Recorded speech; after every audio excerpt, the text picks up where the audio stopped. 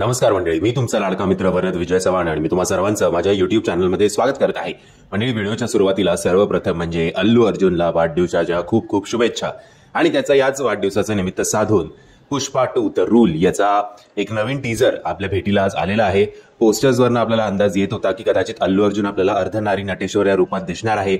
याच्या आधीचा जो एक 3-3.5 मिनिटाचा टीजर होता की वेअर इज पुष्पा, त्याच्यावरनं असं कळत होतं की त्याला गोळ्या लागलेल्या आहेत. 1 नाही 2 नाही 8 गोळ्या लागलेल्या आहेत.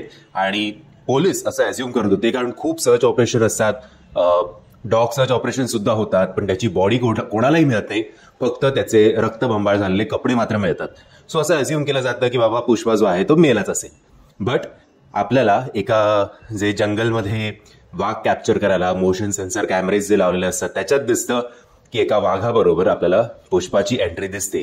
की जेव्हा वाघ जंगलात एंटर करतो तेव्हा इतर जनावरं जी आहेत ती 2 पावलं मागे जातात, पण जेव्हा वाघ स्वतः 2 पावलं मागे जातो याचाच अर्थ असं समजा की पुष्पा गेलाय.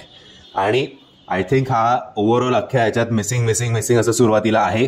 आणि हा पहिल्यांदा जेव्हा ऑडियन्स समोर येतो तेव्हा आय थिंक हा या रूपात येत असावा, अर्धनारी नटेश्वर या रूपात. आणि अल्लू अर्जुनचं हे बेरिंग जे आहे ते सुपर्ब आहे. ज्या प्रकारे ती सिनेमॅटोग्राफी वापरण्यात आली आहे ती बघण्यात सुद्धा खूप मजा येते.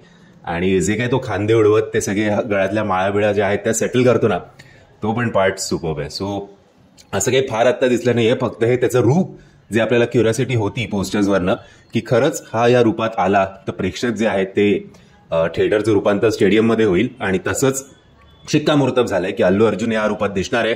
आणि या रूपामध्ये कदाचित हे रूप त्याचं क्लायमॅक्सला सुद्धा असू शकतं किंवा त्याची एंट्री या रूपात असू शकते. आणि तो अनाऊन्स करणार असेल विलनला की मी अजूनही जिवंत आहे, पुष्पा भी जिंदा है. सो मित्रांनो, जर तुम्ही हा टीजर बघितला नसेल, टीजर आहे जेमतेम 1 मिनिटाचा, तर त्याची लिंक तुम्हाला खाली डिस्क्रिप्शन बॉक्समध्ये देतोय. मी आशा करतो तुम्हाला हा व्हिडिओ आवडला असेल. जर तुम्हाला हा व्हिडिओ आवडला असेल तर प्लीज या व्हिडिओला लाईक, शेअर आणि चॅनलला सबस्क्राईब करायला विसरू नका. जय हिंद, जय महाराष्ट्र.